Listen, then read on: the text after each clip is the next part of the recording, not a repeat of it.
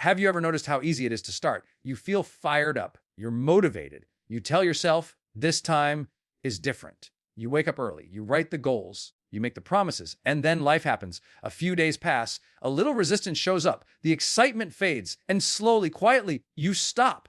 Not because you're lazy. Not because you're broken. Not because you don't want it badly enough. You quit because no one ever taught you how to sustain momentum when motivation disappears.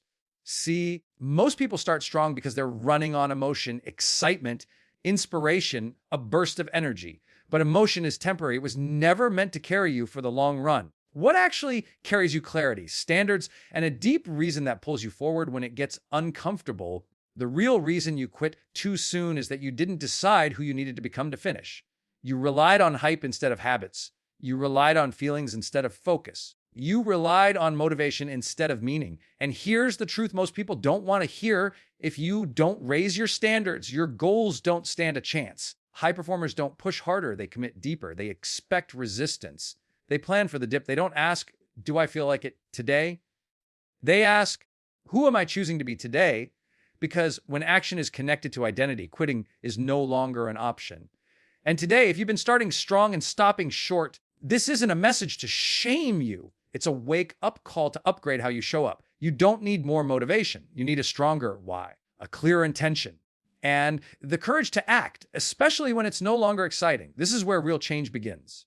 People don't quit because they lack motivation. They quit because they lack clarity and emotional connection. That statement alone challenges everything we've been taught about success. We live in a world obsessed with motivation, motivational videos, motivational quotes, motivational speeches play in the background while we work, drive, or dream. We've been conditioned to believe that if we could just stay motivated, everything would fall into place. That motivation is the fuel. That motivation is the secret. But if motivation were enough, most people would already be living the life they want. Think about it. You've been motivated before, very motivated. You've felt the rush of starting something new, a new goal, a new routine, a new chapter. In those moments, motivation feels powerful. It feels unstoppable. You tell yourself, I've finally got it. And for a while you do, but then something happens. The excitement fades. The novelty wears off. The routine starts to feel repetitive. Progress slows down. And suddenly motivation, the thing you were relying on, disappears. That's when most people assume something is wrong with them. They say, I lost motivation. Or I guess I didn't want it badly enough. Or maybe this just isn't for me. But that's not the truth. The truth is motivation was never meant to last. Motivation is emotional, and emotions are temporary. They rise and fall. They're influenced by sleep, stress, results, feedback, and life itself. If your entire plan for success is built on feeling motivated, then quitting isn't a failure. It's inevitable. What people actually lack isn't motivation. It's clarity. Clarity about why this matters. Clarity about who they need to become. Clarity about what this journey will demand of them when it stops being exciting. Without clarity, motivation has nowhere to anchor itself. It floats. And when the winds change, it disappears.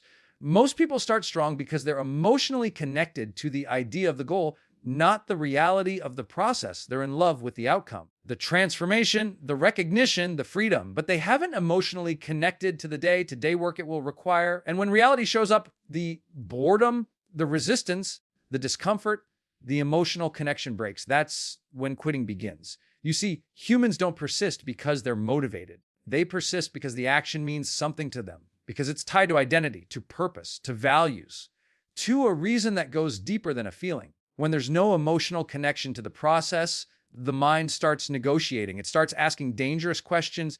Is this really worth it? Can I skip today? Will it even matter if I stop? And once those questions show up, motivation alone cannot answer them. Clarity can. Clarity reminds you why this matters when no one is watching. Clarity reminds you who you are becoming through the effort. Clarity reframes discomfort as part of the mission, not a sign to stop. Without clarity, resistance feels personal. It feels like a signal that you're not cut out for this. With clarity, resistance becomes expected. It becomes normal. It becomes part of the path. This is why so many people quit right after they start. They never clarified what success would cost them. They never emotionally accepted the trade-offs. They wanted the reward without building a relationship with the work. And the mind always abandons goals it doesn't understand deeply. Another reason people quit is that they mistake intensity for importance. They feel a surge of motivation and assume it means the goal is aligned. But intensity is not alignment. Emotional excitement can come from novelty, ego, or external pressure. And when those drivers fade, there's nothing left holding the behavior in place.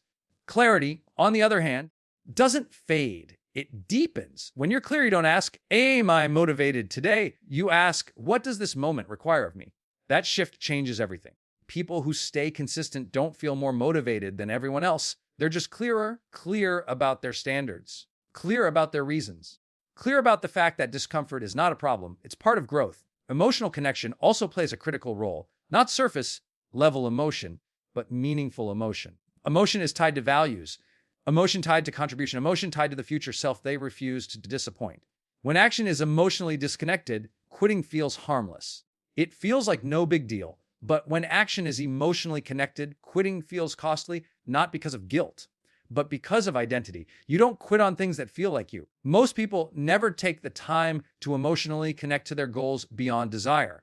They don't sit with the deeper reasons. They don't visualize the long-term impact. They don't internalize who they must become along the way. And so when pressure arrives, there's nothing to hold on to. Motivation shouts, clarity whispers, but it lasts. This is why chasing motivation keeps people stuck in cycles of starting and stopping. Every new beginning feels powerful. Every ending feels confusing. And over time, they start to doubt themselves when the real issue was never discipline or drive, it was direction.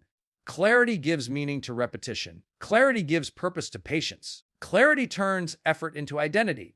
When you're clear, you don't need constant inspiration. You don't need hype. You don't need perfect conditions. You move because the action aligns with who you are and where you're going. And here's the uncomfortable truth. Most people quit because they never slowed down long enough to define what this goal actually means to their life. They borrowed motivation from the outside world instead of building conviction from within. External motivation expires, internal clarity compounds. If you want to stop quitting, stop chasing motivation. Start building clarity. Clarify why this matters beyond excitement. Clarify the standards you're willing to live by. Clarify how this goal connects to your identity, your values, and the future you care about. Because when clarity is strong, motivation becomes optional. And when emotion is connected to meaning, not mood, quitting no longer feels like relief. It feels like a misalignment with who you are choosing to become. Starting strong is easy. Almost everyone can do it. Something is energizing about beginnings, a clean slate, a new goal, a fresh promise to yourself that this time will be different. You feel capable, focused, driven. You imagine the future version of yourself and think, I'm ready. And in that moment, you are. But here's the hard truth. Starting strong doesn't require much from you. Sustaining effort does. Starting strong feeds on novelty. Sustaining effort demands identity, standards, and intention. This is where most people get it wrong. They believe that if they can just start with enough intensity, enough enthusiasm, enough drive, the rest will take care of itself. They treat the beginning like proof of commitment. But commitment isn't proven in the first few days. It's revealed in the middle, when no one is clapping, when progress is slow, when the excitement is gone. The reason people don't sustain effort is not that they suddenly become weaker. It's because they never built the internal structure required to continue. Identity comes first. If the action you're taking is something you do rather than something you are, quitting will always feel acceptable. When effort is disconnected from identity, it's optional, convenient, negotiable. But when effort is tied to identity, stopping feels wrong. Not because of pressure, but because it contradicts who you believe yourself to be. High performers don't say, I'm trying to work out. They say, I'm someone who trains. They don't say, I'm trying to be disciplined. They say, I'm someone who shows up. That shift matters more than people realize. When you haven't decided who you are becoming, every obstacle feels like a question mark. Should I keep going? Is this worth it? Is this really me? But when identity is clear, those questions disappear. The behavior becomes an expression of self, not a test of motivation. Standards come next. Most people rely on goals, not standards. Goals are outcomes. Standards are ways of living. Goals say, I want to achieve this. Standards say, this is how I live, regardless of the outcome. When standards are low, effort is conditional. You show up when you feel good, when things are working, when the environment supports you. When standards are high, effort is non-negotiable. You show up because that's who you are. This is why so many people quit the moment things don't go as planned. They had a goal, but they never set standards for how they would behave when it got difficult. They didn't decide how they would act on bad days. They didn't define what showing up looks like when energy is low. They didn't clarify what level of effort was acceptable to them. So when resistance appears, there's no internal rulebook, no personal code, just emotion. And emotion is unreliable. High standards remove decision fatigue. They eliminate daily debates. You don't wake up asking if you'll take action. You already decided. The choice was made long before the moment arrived. That's what sustains effort. Then there's intention. Most people are busy, but not intentionally. They take action without meaning attached to it. They go through the motions, hoping consistency will magically appear. But intention is what turns action into purpose. When you act with intention, you're not just completing tasks, you're reinforcing who you are becoming. You're practicing alignment. You're making each effort matter beyond the immediate result. Without intention, repetition becomes draining. With intention, repetition becomes grounding.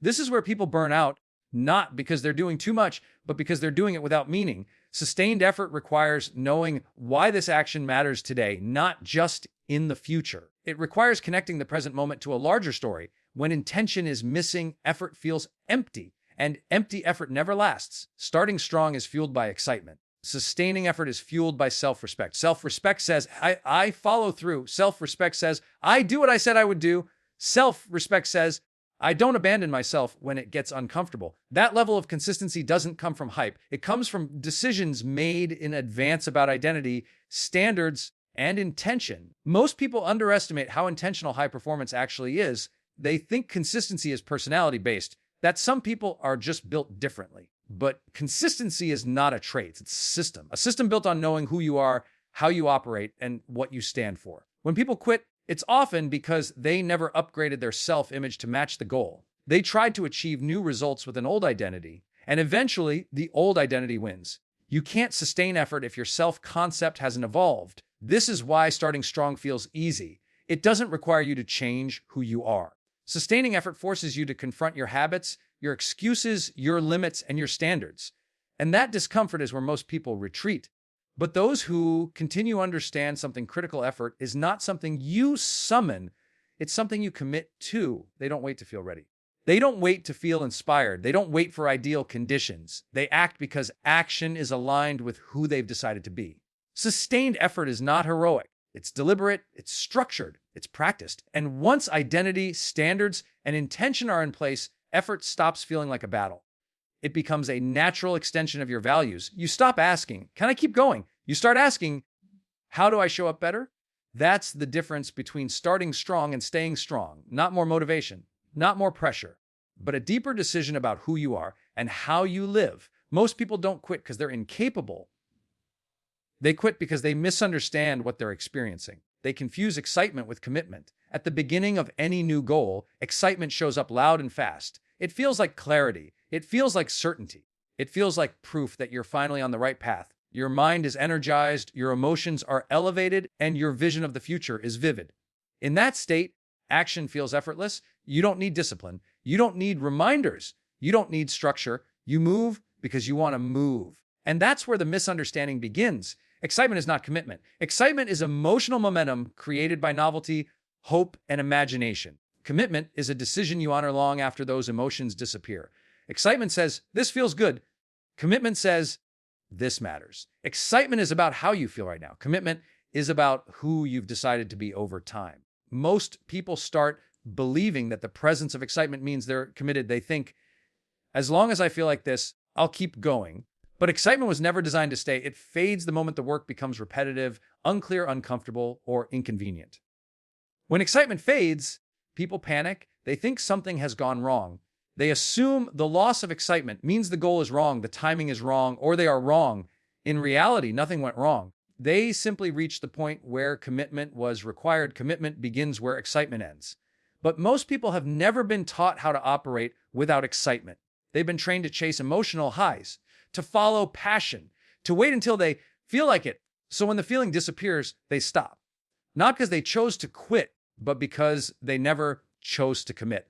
Commitment doesn't rely on how you feel. It relies on what you decided when you were clear. It's built on foresight, on understanding that discomfort is not a warning sign. It's a checkpoint. Excitement is loud but shallow. Commitment is quiet but deep. The danger of excitement is that it creates false expectations. It convinces you that progress should always feel good, that momentum should always be obvious, that effort should always feel aligned and energizing. And when reality doesn't match that expectation, disappointment sets in. Disappointment leads to doubt. Doubt leads to hesitation. Hesitation leads to quitting. People don't quit because the goal is too hard. They quit because the experience doesn't feel the way they expected it to feel. They expected passion. They encountered pressure. They expected inspiration. They encountered repetition. And because they were emotionally attached to excitement rather than committed to the process, they walked away. Commitment, on the other hand, assumes difficulty. It anticipates resistance. It plans for days when progress is invisible and effort feels heavy. Commitment doesn't interpret those moments as failure.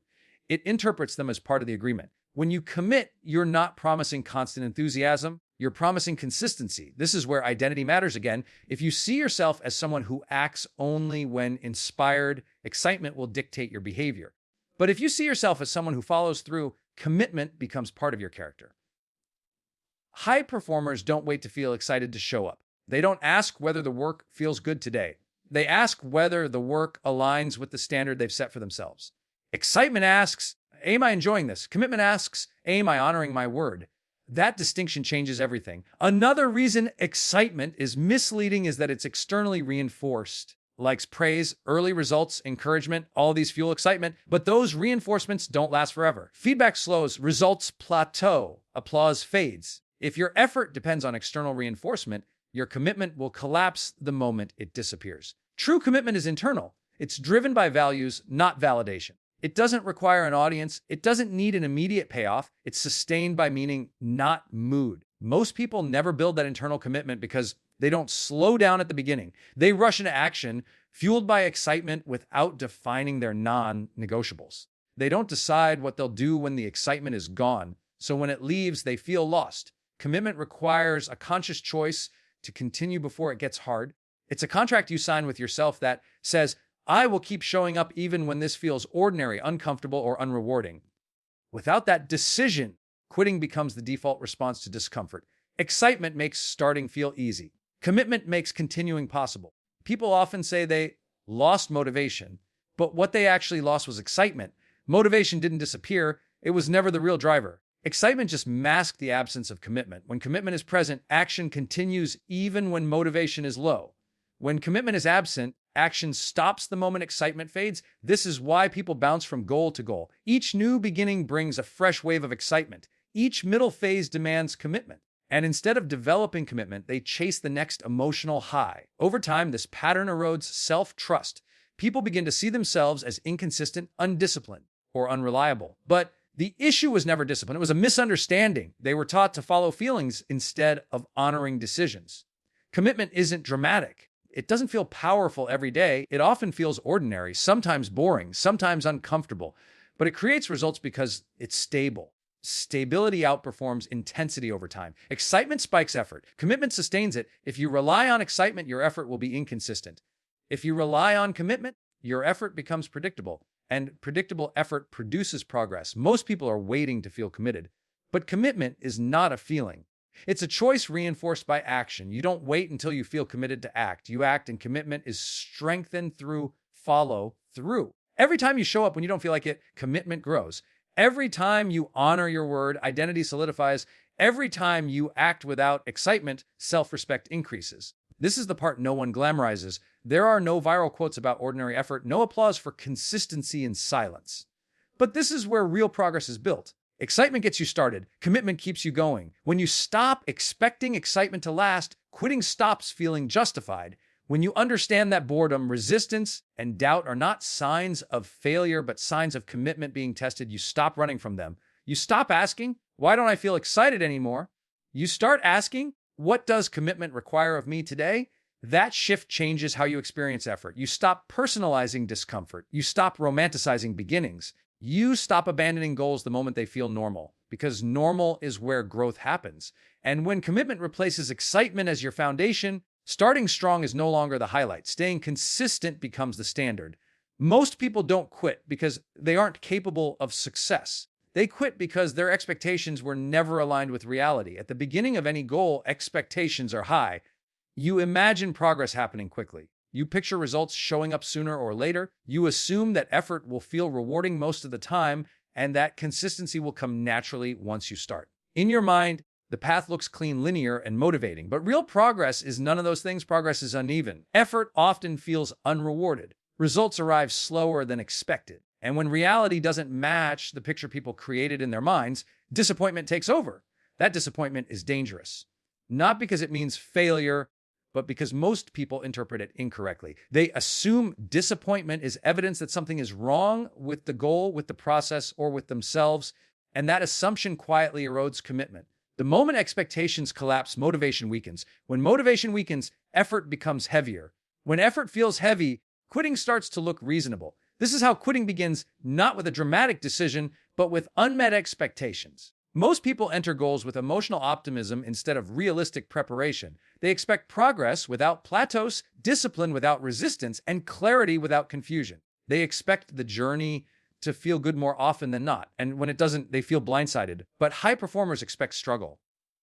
They don't see difficulty as a surprise. They see it as confirmation that they're on the path, because they understand something most people don't. Growth feels uncomfortable, not because you're failing, but because you're stretching beyond what's familiar. Unmet expectations hurt more than failure. Failure can be explained. It can be learned from, but unmet expectations create emotional confusion. They leave people asking, why doesn't this feel the way I thought it would? That question, when unanswered, leads to disengagement. People rarely quit because something is too hard. They quit because it's harder than they expected it to be. They expected confidence. They encountered doubt. They expected momentum. They encountered monotony. They expected validation. They encountered silence. And because no one prepared them for that reality, they internalized the struggle. Expectations shape emotional endurance. When expectations are unrealistic, tolerance for discomfort is low.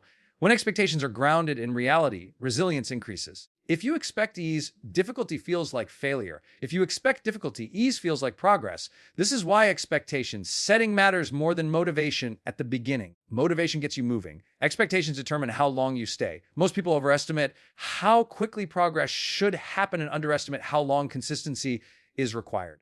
They expect visible results before the internal change has fully developed. And when the results lag behind effort, frustration builds. Frustration is not a signal to stop. It's a signal that expectations need to be adjusted. But instead of adjusting expectations, people abandon the goal. Another expectation that sabotages consistency is the belief that clarity should come before action. People expect to feel confident, certain, and prepared before fully committing. But clarity is often a result of action, not a prerequisite. So when they feel uncertain, they hesitate. When they hesitate, progress stalls.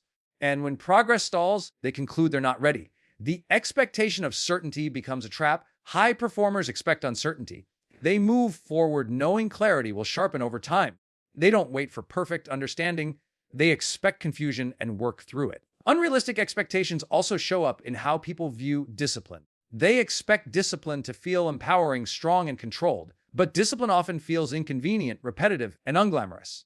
When discipline doesn't match the inspiring image people had in their minds, they disengage. They think, this isn't what I signed up for, but this is what they signed up for. They just didn't realize it. The truth is success feels boring far more often than it feels exciting. It's built in quiet routines, repeated behaviors, and small decisions that don't look impressive in the moment.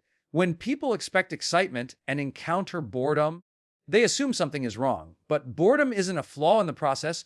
It's a feature of mastery. Mastery requires repetition.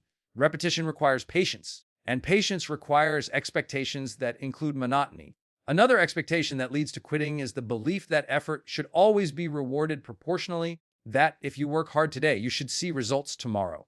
But progress doesn't work that way. Effort compounds invisibly before it becomes visible. Most people quit in the invisible phase because they expected visible proof too early. They don't see progress, so they assume there is none. And without evidence, belief weakens. High performers expect delayed rewards. They understand that effort stacks quietly before it shows up publicly. They don't panic when results are delayed because they planned for that delay. Expectations also shape how people handle setbacks. If you expect a smooth path, setbacks feel devastating. If you expect obstacles, setbacks feel normal. The difference isn't toughness. It's preparation. People who quit early often say, I didn't expect this. And that sentence reveals the problem. They expected comfort, ease, or consistency without disruption. They expected growth without friction. But friction is the cost of progress. When expectations don't include friction, people personalize struggle. They think, this must mean I'm not good at this. Instead of thinking, This is what growth feels like. Expectation mismatch turns temporary discomfort into permanent doubt. Another overlooked expectation is how long motivation should last. People expect motivation to carry them through the entire process. When motivation fades, as it always does, they feel betrayed by the experience. But motivation was never meant to last. It's a spark, not a fuel source. High performers expect motivation to come and go. They don't rely on it. They build systems and standards that operate even when motivation is low. Expectations around identity also matter. People expect to feel like a new person quickly. When they don't, they assume change isn't happening. But identity shifts slowly through repeated action. If you expect transformation to feel dramatic, you'll miss it when it's subtle. And subtle change is the kind that lasts. Quitting is often a response to emotional disappointment, not logical assessment. People don't ask, is this still worth doing? They ask, why doesn't this feel the way I thought it would? And feelings, when misunderstood, lead behavior. The solution is not to lower ambition, it's to raise awareness, to enter goals with eyes open, to expect resistance, boredom, uncertainty, and delayed rewards. When expectations are aligned with reality, persistence becomes easier. Not because the work changes, but because your interpretation of the work changes. You stop being surprised by difficulty. You stop interpreting struggle as failure. You stop seeing discomfort as a reason to stop. Instead, you recognize it as part of the process you agreed to. People who last didn't avoid disappointment. They anticipated it. They prepared for it mentally. They expected moments where quitting would seem logical. And because they expected those moments, they weren't controlled by them. Quitting often feels like relief because expectations were violated. Continuing feels heavy because reality wasn't anticipated. But when expectations are realistic, continuing feels aligned, it feels honest, it feels like follow through rather than force. This is why the real reason people quit isn't lack of willpower. It's expectation shock. They thought the path would feel different. And when it didn't, they assumed the path was wrong, but the path wasn't wrong. The expectations were. Lasting action doesn't come from pressure, it comes from purpose. Pressure can get you moving, but it can't keep you there. Pressure is loud, it's urgent, it comes from deadlines, comparisons, fear of falling behind, fear of judgment, and fear of failure. Pressure says, you have to do this. And for a while, that voice works. It pushes you to start. It pushes you to act fast. It pushes you to prove something to others or to yourself. But pressure is unstable. It creates movement driven by anxiety, not meaning. And anxiety is exhausting. You can sprint under pressure, but you can't live there. Eventually, the mind looks for relief. And quitting becomes that relief. This is why so many people burn out right after they begin. They didn't run out of ability, they ran out of emotional fuel. Purpose is different. Purpose doesn't shout, it grounds. It doesn't rush you, it anchors you. Purpose answers the question pressure never can. Why does this matter to me when no one is watching? Pressure focuses on outcomes. Purpose focuses on values. Pressure says, don't fail. Purpose says, this is who I choose to be.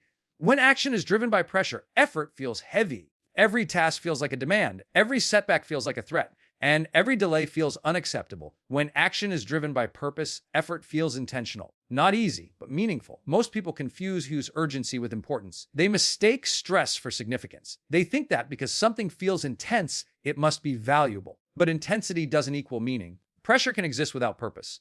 And when it does, action becomes fragile. The moment external pressure eases. When the deadline passes, when no one is checking, when comparison fades, effort collapses because the reason for acting was never internal.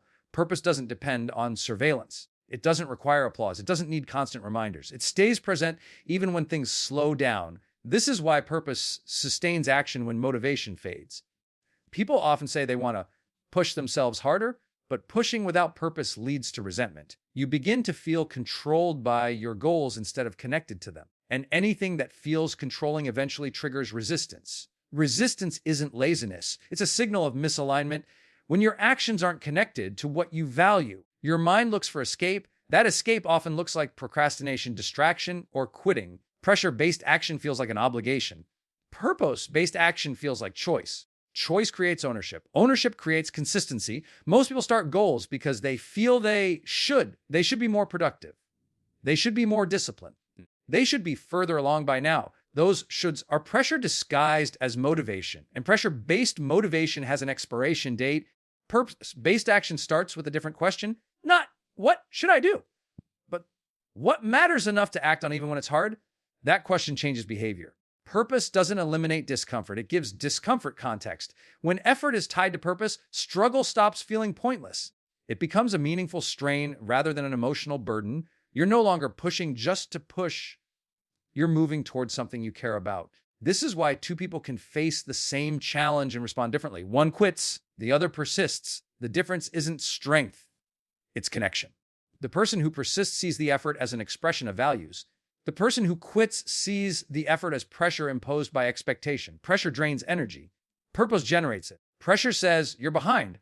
Purpose says you're becoming. Pressure focuses on what happens if you fail. Purpose focuses on who you are when you follow through. When people act under pressure, their self-worth becomes tied to outcomes. Success brings relief. Failure brings shame. And that emotional roller coaster is unsustainable. Purpose decouples self-worth from results. You can fail and still feel aligned. You can struggle and still feel committed because the action itself reinforces identity. This is why purpose-driven people recover faster from setbacks. They don't interpret obstacles as verdicts. They interpret them as part of the process. Pressure creates fragility.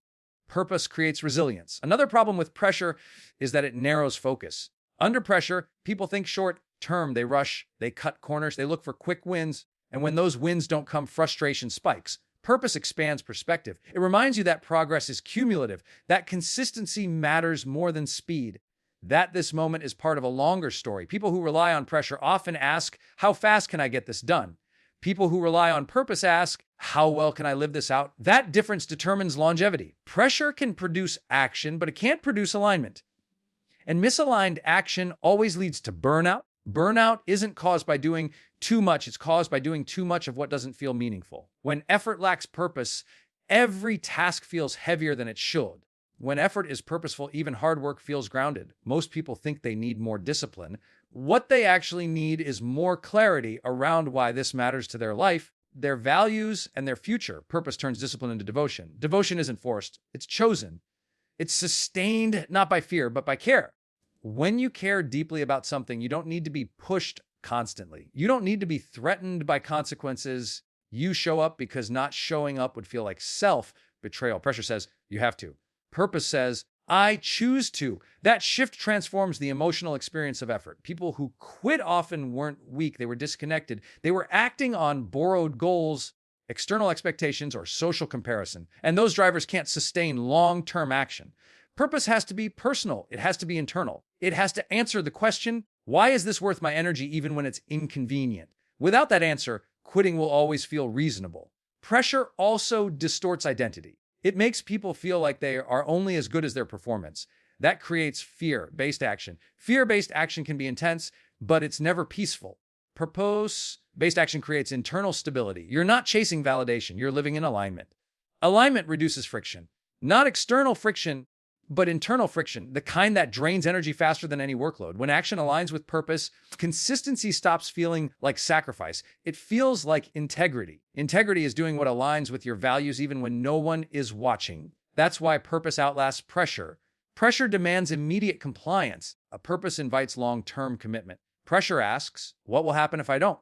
Purpose asks, who do I become if I do? People who rely on pressure often feel relief when they quit.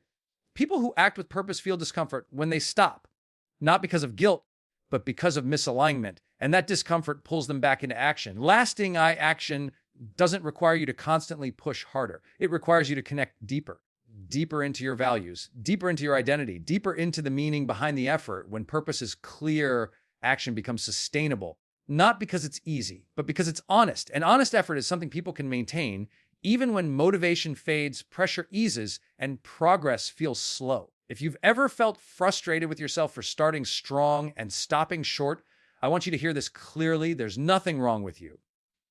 You weren't missing motivation. You weren't lacking discipline. You weren't broken. You were just operating with the wrong drivers. Lasting change doesn't come from hype. It doesn't come from pressure, and it definitely doesn't come from waiting to feel ready. It comes from clarity, identity, commitment, realistic expectations, and purpose, the things that don't fade when emotions do. So the real question isn't, how do I stay motivated?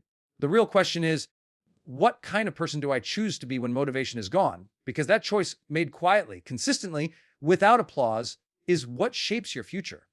you don't need to restart your goals again. You don't need another burst of inspiration. You need one honest decision to show up differently this time. And the moment you take responsibility for how you act, not how you feel, momentum begins to build again. Think less, choose deliberately, and act now.